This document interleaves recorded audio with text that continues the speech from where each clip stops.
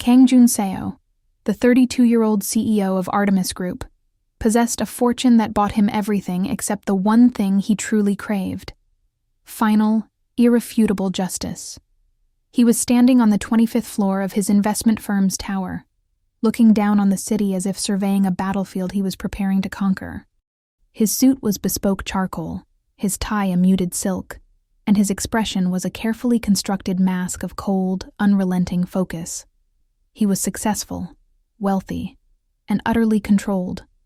A man who lived solely for the moment he could dismantle the life of Choi Jae-wook, the chairman of Decent Holdings, the very man who had engineered the ruin of Junseo's father a decade ago.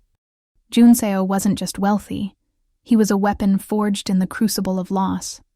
He needed the perfect, unexpected distraction for his grand entrance at Choi's annual Legacy Gala, an event where Choi would celebrate his fabricated success. He needed someone who was entirely outside the social register, someone Choi would instantly dismiss, yet who possessed an underlying quality that could unnerve the entire elite. After weeks of discreet searching, his private intelligence team had finally delivered a candidate that intrigued him.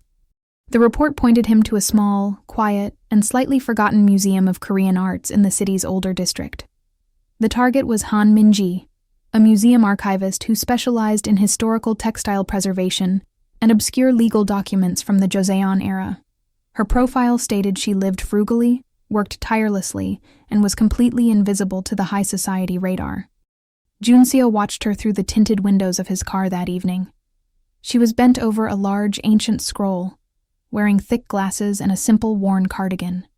She moved with an economy of motion, her hands precise as she turned the fragile paper. She wasn't beautiful in the standard manufactured way of the Gangnam district. Her beauty lay in the intensity of her focus, the sharp intelligence visible in the furrow of her brow, and the innate sophistication of her meticulous work. This was the fierce independence the report mentioned. She was loyal to her task, not her surroundings. He finally entered the silent, dust-scented archive room. The contrast between his expensive leather shoes and the worn linoleum floor was jarring. Min-ji looked up, her expression calm, her gaze steady, without a trace of the fluster or awe most people displayed when meeting the famous Kang Junseo.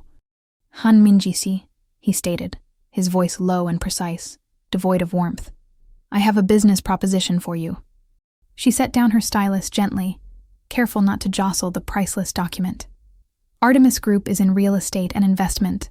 Ideal in the past, not futures, Mr. Kang. Unless you are looking to purchase the museum's land, I doubt we have mutual business.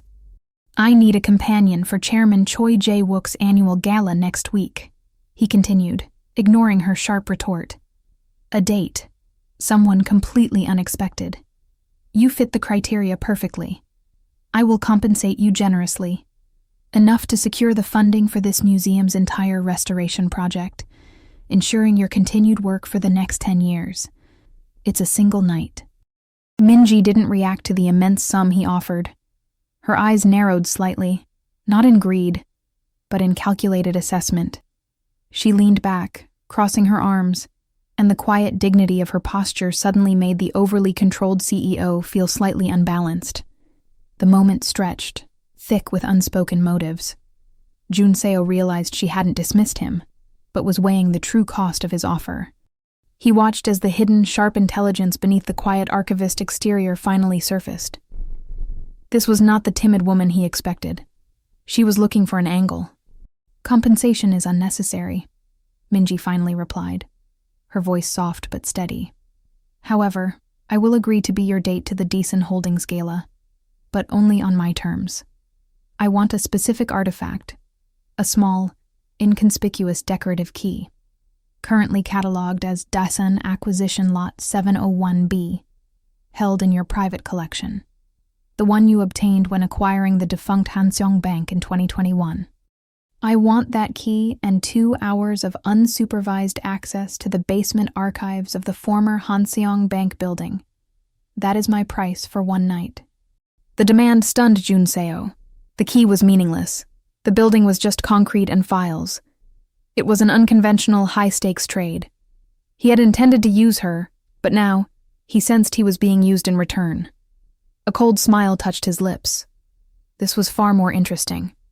Done, he accepted, sealing the pact. The unlikely companion had a secret agenda, and the game was officially on. Junseo found Minji's terms, the antique decorative key, and the 2 hours in a dusty archive far more compelling than any financial demand. It confirmed her intelligence, and more importantly, her own deep-seated motive, a quality he found necessary in any ally, however temporary. He had sought a tool, but he had found a partner with a hidden agenda, which made the alliance feel less like a transaction and more like the forging of a weapon. The following morning, Minji arrived at the Artemis Group tower. She was taken directly to Junseo's private executive floor, where she was met by his impeccably trained chief of staff, who was already preparing her wardrobe and briefing materials. Junseo walked in as Minji was dismissing a tailor, stating calmly, "The cut is fine, but the material is too stiff. I prefer a silk blend that allows for free movement. And the color should be obsidian, not midnight blue. It must absorb light, not reflect it." The level of detail and sophisticated critique confirmed Junseo's initial assessment. This woman was not merely a quiet archivist, she was disguising herself. "Your price was met, Han Minji-si," Junseo stated, handing her a small, velvet-lined box containing the requested key, an elaborate brass piece, tarnished with age and shaped like a stylized dragon's head. "Tell me your agenda. You asked for a key of no material value and an archive of a dead bank. That's not revenge. It's a mystery." Minji tucked the key into her pocket without looking at it, her expression hardening subtly. "My agenda is my own, Mr. Kang. It is secured by our agreement. You require a seamless, unreadable presence next to you, a perfect contrast to the established elite. I will deliver that. Your target is Chairman Choi. That much is clear. My focus will be on the artifacts, not the people, unless they impede your progress. Consider me a silent partner, not an employee." "Silent partners share goals," Junseo pressed, leaning against his massive walnut desk. "My goal is the complete and public destruction of Choi Jae-wook. If your goal conflicts with that, the alliance ends." "It doesn't conflict," she retorted, her sharp eyes meeting his. "Chairman Choi's downfall is a prerequisite for my success. Let us call it synchronicity. His foundation of wealth is built on more than just corporate acquisitions. It's built on theft of land, of history, and of reputation. The Decent Holdings Gala is not just a social event. It's an annual demonstration of his impunity. My presence, supported by your authority, will place me precisely where I need to be to begin uncovering the truth." Junseo paused, analyzing her words. Theft of history and reputation. It mirrored his own narrative. Choi had used a fabricated accounting scandal to collapse Junseo's father's company, stealing decades of legacy. He realized that Minji's sophisticated background was not hidden, but meticulously buried. He decided not to push further, recognizing the intensity of her contained fury. He saw in her eyes the same cold fire that burned within him. "Very well," he conceded. "Let's focus on the logistics. The Daesan Gala demands perfection. Every nuance, every smile, every gesture is a calculated move. For the next 5 days, you will be trained to navigate the upper echelons of Seoul society. You won't just look the part, Minji-si. You will be the part.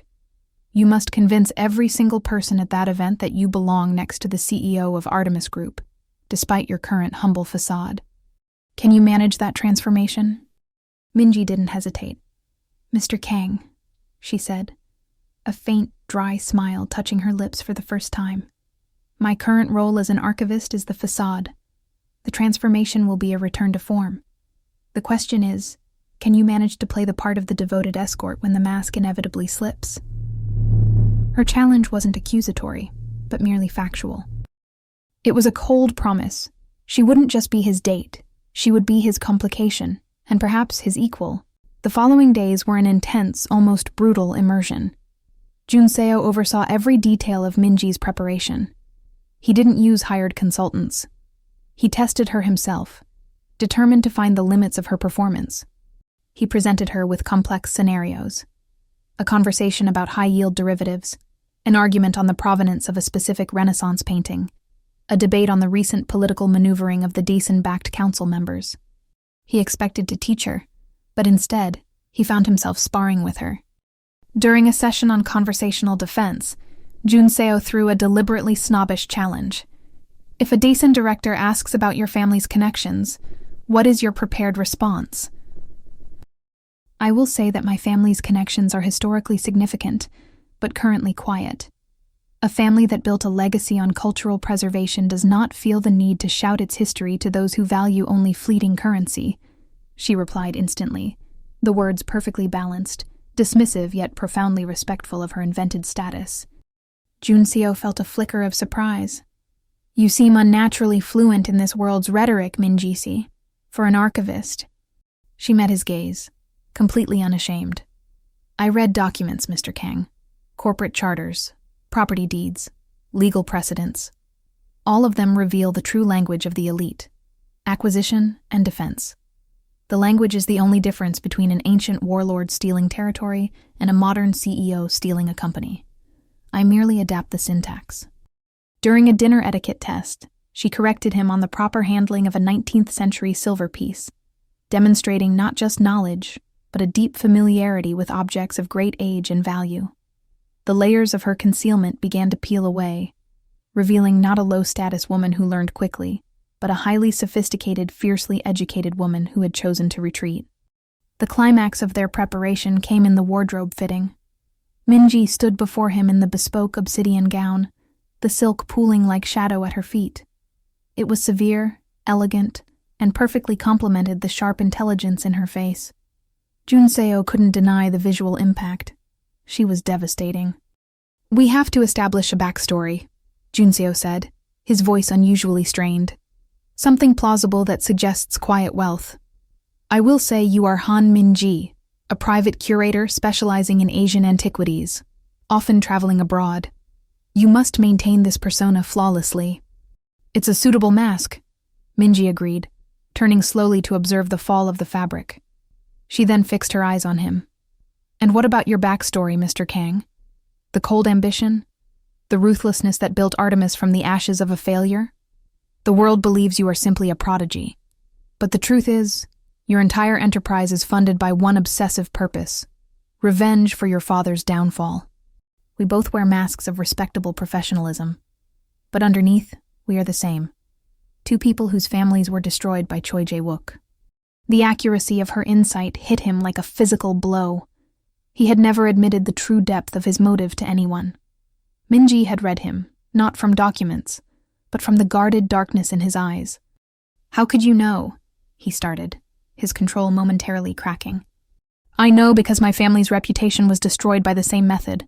A sudden fabricated financial scandal, followed by a hostile takeover by Choi's Daesan Holdings, she whispered, her voice a low, fierce promise. The Hansung bank key I requested is nothing more than a relic from that takeover, a decorative object from the office of my grandfather, the bank's founder. It is the only thing Daesan left behind. I need the archive access to find the original legal documents related to that hostile acquisition proof of their criminal manipulation. Junseo stared at her, the distance between them suddenly closing. Their individual paths of pain, separated by years and social strata, had been aimed at the exact same target. It wasn't just revenge. It was a shared ancestral wound. The alliance wasn't professional. It was fated. He walked toward her, the obsidian silk dress a metaphor for the shared darkness binding them. Then tonight we go to war, he stated, his voice now a mutual declaration. The connection forged in that moment of shared, raw truth fundamentally changed the nature of their alliance. The transactional coldness was replaced by a taut, unspoken understanding. Kang Junseo no longer saw Han Minji as a mere tool, but as the missing piece of his decades-long puzzle, a mirror reflecting his own pain, yet capable of executing a separate, equally vital function. He abandoned the formal training sessions, opting instead for strategic planning that relied on her acute memory and analytical skills. Junseo laid out the master plan on a massive holographic map of the Daesan Holdings headquarters, which was the venue for the gala. The goal is not to execute the final destruction tonight, but to plant the seed of doubt and acquire the necessary confirmation, he explained, pacing the floor. My primary move will be to initiate a highly public, calculated insult to Choi, forcing him to react emotionally, something he rarely does. Your role is dual. First, to provide the perfect, unreadable shield for me, convincing everyone that I am focused on you, not him. Second, you must use the access granted by my presence to secure the specific information you need. Minji pointed to a discrete annex on the map, labeled Executive Artifact Display. Chairman Choi's true passion is collecting historical items, many of them questionably acquired. Every year at this gala, he unveils a new acquisition to demonstrate his legacy and cultural standing. I suspect the documents I need are not in the official archives, but hidden, or subtly integrated, into his private, secure collection on display. I need exactly 5 minutes alone in that annex. The key I asked for is merely a decoy. The artifact itself is the true prize. 5 minutes alone under his roof at his most important event is impossible, Junseo countered immediately. The entire floor will be saturated with security and sycophants. Not if the CEO of Artemis Group creates a substantial distraction, she challenged, her eyes glittering with tactical excitement. The moment you force his emotional reaction, all attention, all surveillance, will be focused entirely on the conflict. The security sweep will shift its focus from the artifacts to containing you. That will be my window. I will go in immediately after your move. Junseo studied her, recognizing the sheer audacity of the plan. It required absolute, synchronized trust. He had to trust her not to fail, and she had to trust him to put himself on the line and potentially ruin his meticulously cultivated public image for her cause. If you are caught, you will be professionally ruined, and I will deny all involvement, he warned, not to scare her, but to establish the stakes. Ruin is a relative term, Mr. Kang. Choi Jae-wook took my family's reputation and history. The loss of a job is inconsequential, she responded with chilling clarity. I have nothing left to lose, which makes me a better operative than any of your trained security agents. The planning sessions drifted into tense, late-night discussions about not just tactics, but the morality of their revenge.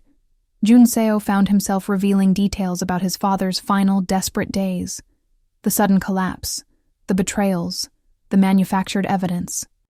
Minji listened, sharing fragments of her own story.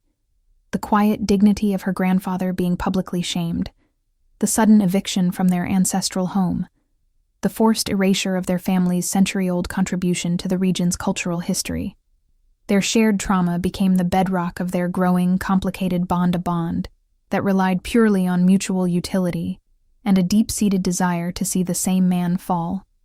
The air between them crackled with cold professional respect, edged with a dangerous, burgeoning intimacy born from co-conspiracy. The stage was set, and the night of the gala now felt less like an appearance and more like an invasion. The evening before the gala was a final, tense rehearsal. They were practicing their public chemistry in Junseo's penthouse, a vast space of cool glass and minimalist art that felt more like a fortress than a home. The dynamic they needed to project was one of effortless, slightly detached power. Junseo, the focused magnet, and Minji, the rare, prized acquisition that held his attention above all else. We need to practice the physical space, Junseo instructed, gripping her arm, demonstrating the correct angle for escorting her through a crowd. When I introduce you, your hand must remain lightly placed on my arm, signaling a personal connection, but not a clingy one. Your eyes should hold contact for 3 seconds, no more, no less, and then drift to assess the room, confirming your independence. As he spoke, he moved closer, the heat of his palm transferring through the expensive silk of her dress. Minji, whose life for years had been one of quiet, solitary tasks, felt an unexpected jolt of awareness. This physical proximity was purely tactical, yet it was the most intimate interaction she had had in years. She looked up at him, her archivist glasses replaced by discreet, elegant contacts that enhanced the sharpness of her gaze. You are thinking too much about the action, Minji, Junseo murmured, noticing the slight tightening of her jaw. Relax. Think of this as a historical performance. We are playing two characters from a tragedy, only this time, we write the ending. You are the hidden queen returning to claim her throne.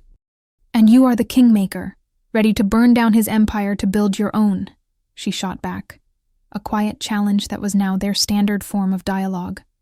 Do you ever worry that revenge will consume what little humanity you have left, Mr. Kang? The question hung heavy in the air. Junseo released her arm, stepping back to create a professional distance, but the effect was spoiled by the intensity in his eyes. I lost my humanity the day my father signed those final papers under false duress, he admitted, his voice barely audible. All that remains is the structure needed to execute the inevitable. I have no time for compassion, only calculation. Minji nodded, understanding the depth of his isolation. I understand, but I disagree. Compassion isn't required, but trust is. If your coldness makes you hesitate when the distraction is needed, I fail. If your calculation dictates that you sacrifice me mid-plan for a marginal gain, I fail.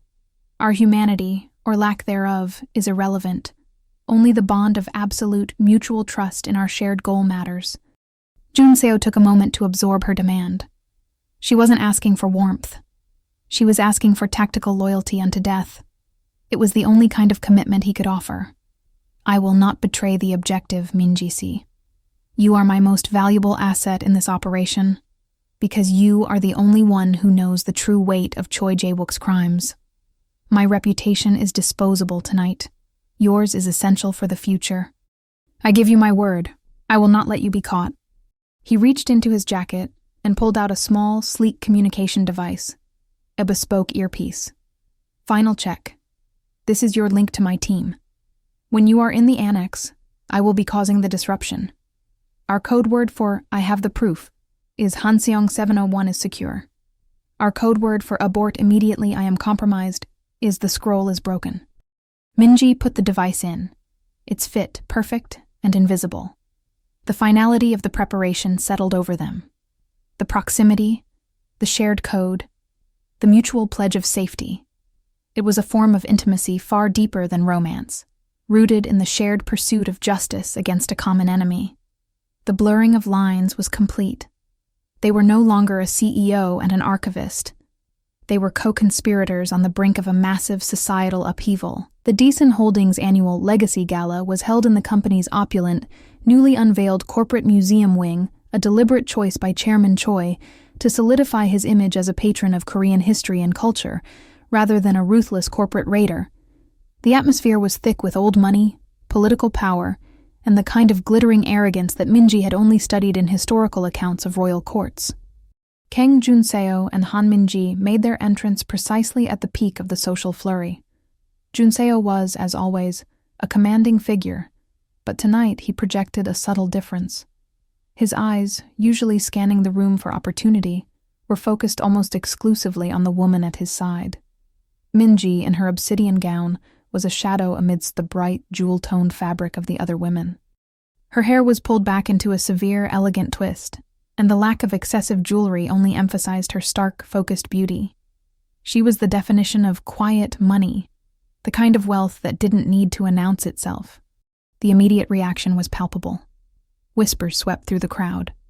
Who is she? The CEO of Artemis Group never brought a date, let alone one who looked so fiercely independent and unfamiliar. She handled the initial introductions flawlessly, her smile brief and polite, her answers vague but satisfyingly sophisticated. To those who asked, Junseo introduced her simply as Ms. Han, a curator who often travels abroad on confidential acquisitions. I am fortunate to have secured her presence tonight. Minji played her role with chilling precision, every gesture calculated. She moved through the crowd with the grace of someone born to it, stopping only to examine artifacts displayed in the public hallways, using the moments to recalibrate her mental map of the venue's security. She found the executive artifact display annex, her target behind a thick velvet rope, guarded by two impeccably dressed security personnel. It was a temporary space housing Choi's latest, most controversial acquisitions. The clock ticked towards 9:30 p.m., the moment scheduled for Chairman Choi Jae-wook's grand address and the unveiling of his latest donation. Minji felt the low, steady pulse of adrenaline. but her movements remained fluid. Finally, Chairman Choi appeared, a man of 60, whose smooth, self-satisfied demeanor perfectly masked the decades of corruption and betrayal that defined his career. He looked at Junseo, acknowledging him with a brief, patronizing nod, the kind of dismissal reserved for a successful, but ultimately less significant adversary. As Choi began his speech, Junseo subtly guided Minji toward the raised platform. He was preparing for his planned disruption. He caught Minji's eye, a cold, intense acknowledgement of their shared moment of execution. She nodded once, imperceptibly, confirming her position and readiness. Choi launched into a long, arrogant monologue about Daesan's commitment to preserving the cultural soul of Korea, standing proudly next to a display case containing his newest prized acquisition, a set of ancient lacquered documents, allegedly proof of a Joseon-era royal decree. Junseo took a deep breath, his revenge consuming him entirely. The time for the initial strike was now. He was ready to shatter the illusion of his cool professionalism and publicly denounce the man who ruined his family. The tension in the room was electric, focused entirely on the powerful men. Unbeknownst to them, the real threat stood silently at Junseo's side, ready to execute her own, quieter form of demolition. Chairman Choi Jae-wook concluded his speech with a flourish, inviting selected members of the elite to personally view the new legacy documents. He then spotted Kang Junseo, and, intending a public humiliation, called him forward. "Ah, Junseo-gun, always a pleasure. And who is this delightful addition? You finally take a break from counting money to appreciate true culture?" Junseo executed the first phase of the plan, a calculated public slight. He didn't introduce Minji. He used the moment to openly critique Choi's latest business venture, a massive, ecologically damaging construction project with surgical precision, detailing the financial and regulatory vulnerabilities. The crowd gasped. Challenging Choi in public was unheard of. Choi's composure wavered, his smile tightening into a mask of fury. "You have no place to comment on my legitimate business, Junseo, and certainly not while displaying a date who knows nothing of our world." He turned to Minji, intending a condescending dismissal. "And you, dear lady, what valuable contribution to society did you make before Mr. Kang picked you up? What confidential acquisition could possibly compare to the documents we unveil tonight?" The moment was agonizingly tense. All eyes were on Minji, expecting awkward silence or timid deference. Instead, Minji stepped forward gracefully, her spine rigid with controlled power. She placed a hand lightly on Junseo's arm, the agreed-upon signal that she was taking control of the scene, and turned her quiet, intense gaze on Chairman Choi. "On the contrary, Chairman," Minji said, her voice clear and carrying, yet lacking any dramatic inflection, making her statement feel more like an academic observation. "I am intimately familiar with acquisition documents." Choi scoffed.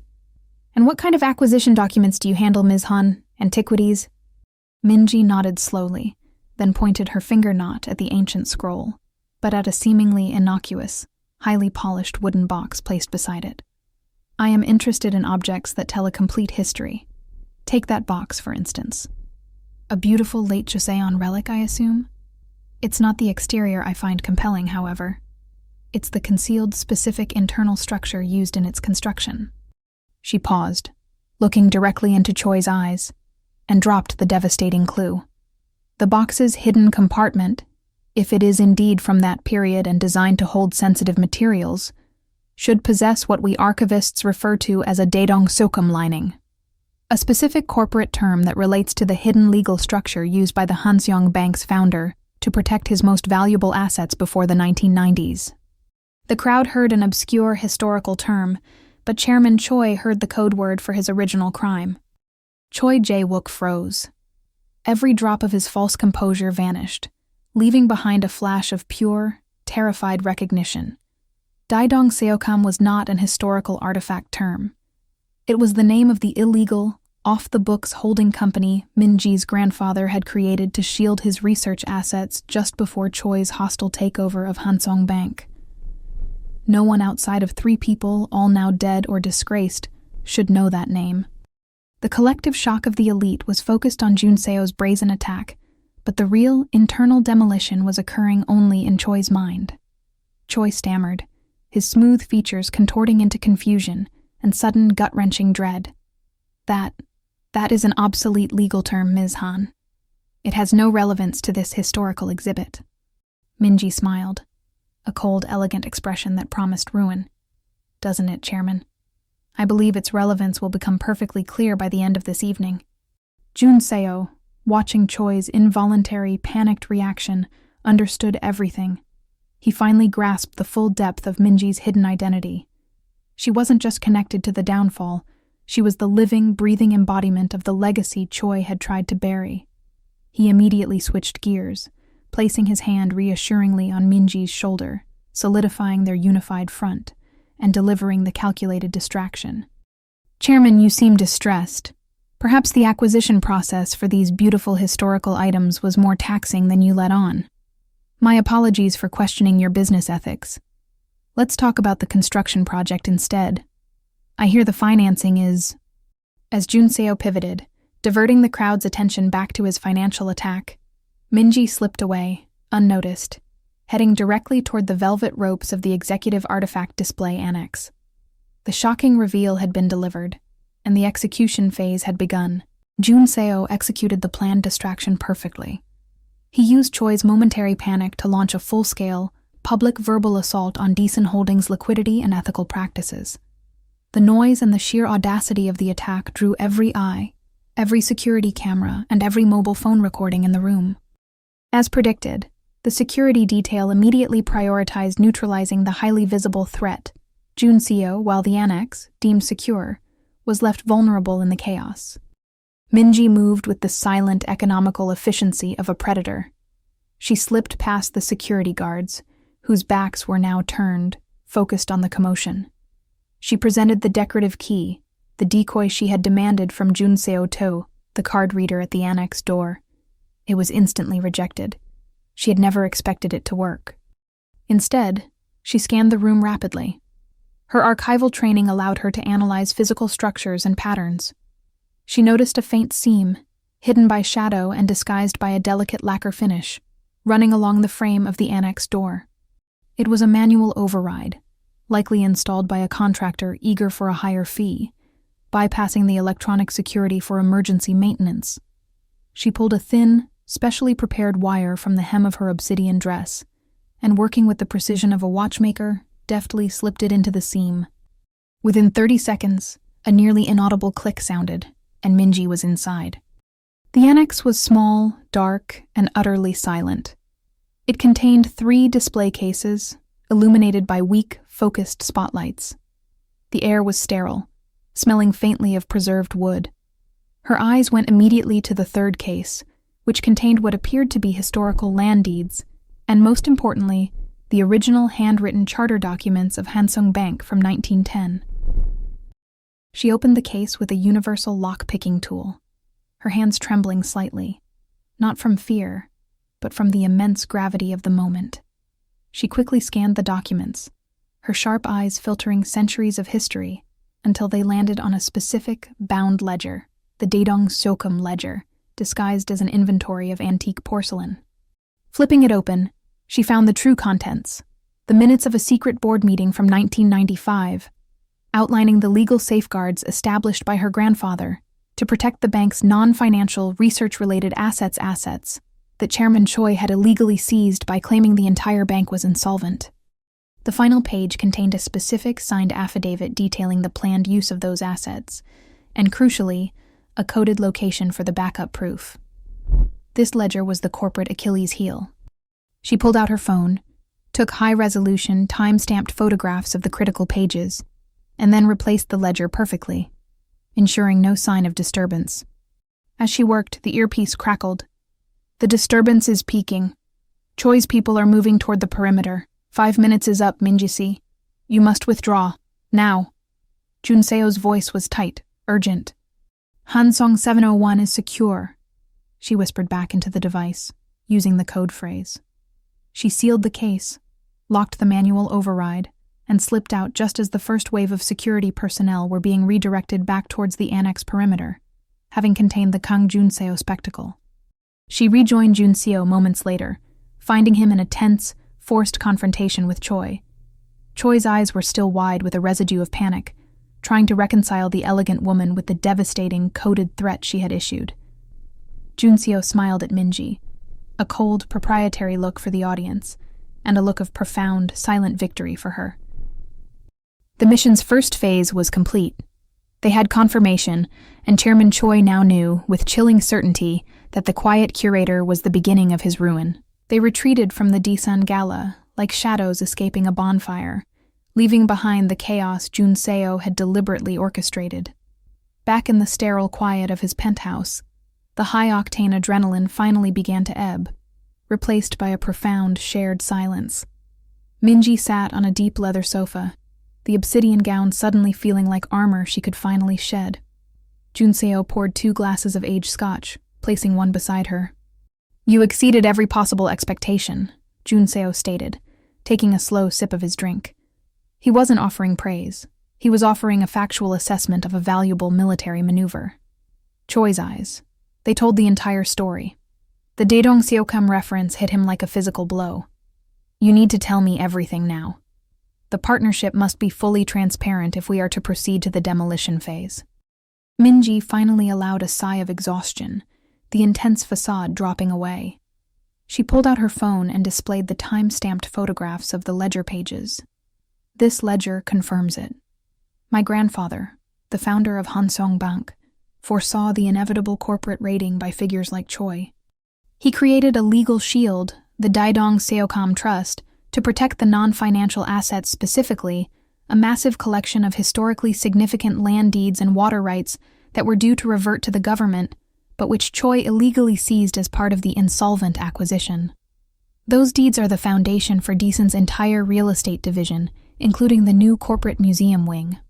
She paused, taking the glass of scotch and holding it, the amber color reflecting the fire in her eyes.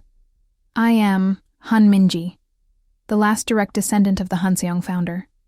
After the bank's collapse, my family was left with nothing but shame. I devoted my life to the archives, studying the laws and the history, until I found the coded location of the backup proof, the place only accessible through the former Hansong Bank building's basement archive that I demanded access to." Junseo listened, his expression softening subtly, not in sentimentality, but in complete, chilling comprehension. "So, my father's downfall.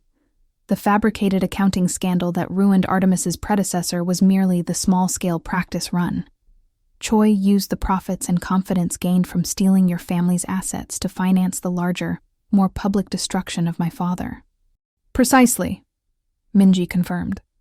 "We were both victims of the same foundational crime. Daesun Holdings' entire empire is built on your family's disgrace and my family's stolen legacy." The truth solidified their bond. It was no longer a matter of 2 separate vendettas running parallel. They were now 2 parts of a single interwoven destiny. Junseo realized that Minji's evidence was not just leverage. It was the unassailable legal documentation needed to prove that Daesun's largest asset base, its real estate foundation, was illegally obtained, making the entire corporation vulnerable to a colossal public civil lawsuit and criminal investigation. Junseo set his glass down, the sound echoing in the massive room. "The legal proof you acquired tonight, combined with the corporate evidence I have amassed over the last decade, is unrefusable. We now move from planting seeds to initiating the complete structural failure of Daesun Holdings. This is no longer just revenge, Minji-si. This is a complete corporate and cultural reclamation." Minji finally raised her head, her gaze steady and unwavering, reflecting the sudden, cold determination in his. "Then let us merge our paths entirely, Mr. Kang. You handle the corporate demolition. I will handle the legal and cultural reclamation. We are the only 2 people alive who can dismantle the monster Choi created." The hours following the gala were spent not resting, but consolidating their intelligence. Junseo provided Minji with immediate full access to Artemis Group's specialized forensic accounting and legal teams. Minji, in turn, handed over the digital copies of the Daedong Seokam ledger, instructing Junseo's legal counsel on the complex historical precedents required to unlock the legal mechanism protecting the seized land deeds. The immense gravity of their shared project created an atmosphere of intense, focused collaboration. They were two brilliant minds, once isolated by their singular pursuit of vengeance, now working seamlessly as one unstoppable unit. They spoke in short analytical bursts, detailing timelines, predicting Choi's countermoves, and outlining the public relations strategy for the eventual reveal. Junseo watched Minji at the head of a massive mahogany conference table, her expression serene but utterly ruthless as she directed his legal team. The transition from quiet archivist to corporate strategist was complete. She was precisely who she was always meant to be, a woman of profound, quiet power, capable of wielding history as a weapon. The public unveiling of this legal information must be handled delicately, Minji advised, tapping a finger on a projected timeline. If we move too aggressively with the civil claim, Choi will destroy the physical evidence in the bank archive before I can retrieve the final physical deed documents. The archive access you requested for tomorrow, Junseo confirmed. We'll secure the building perimeter tonight. You will have full, uninterrupted access. But we must be swift. Choi knows we are coming now. His paranoia will be extreme. Paranoia is our ally, Minji countered. He will focus on Artemis Group's financial attack, the one you initiated tonight. He won't imagine the true threat lies in an old basement archive. He dismissed me because he dismissed my history. That will be his fatal oversight. Junseo finally stood, walking to the panoramic window. The city lights seemed dim compared to the strategic fire that now burned between them. We are now irrevocably bound by this objective, Han Minji. If one of us falls, the other fails. There is no retreat. Minji joined him at the window, their shoulders nearly touching. The sense of destiny was overwhelming, far surpassing any planned romance or fleeting affection. This was a partnership born of shared scars and mutual respect for the other's capacity for cold, calculated justice. I asked you once if revenge would consume your humanity, Mr. Kang, Minji said quietly. Perhaps it will. But by sharing this burden, we are not consumed by our past. We are empowered by it. We are not just destroying Choi Jae-wook. We are rebuilding the legacy he stole from both of our families. We are reclaiming our identity. Junseo turned, meeting her gaze. He saw not a date, not a tool, but a true equal, a co-conspirator whose soul was as hardened and dedicated as his own. He raised his hand, not to touch her face, but to offer a strong professional handshake. Minji accepted, the formality of the gesture cementing their unbreakable, trusting partnership. The Daesan legacy, Junseo stated, his voice a low, final promise, ends when your grandfather's history is restored. The archive awaits, and with the evidence secured, Chairman Choi Jae-wook will find that the past he buried is now set to collapse his future.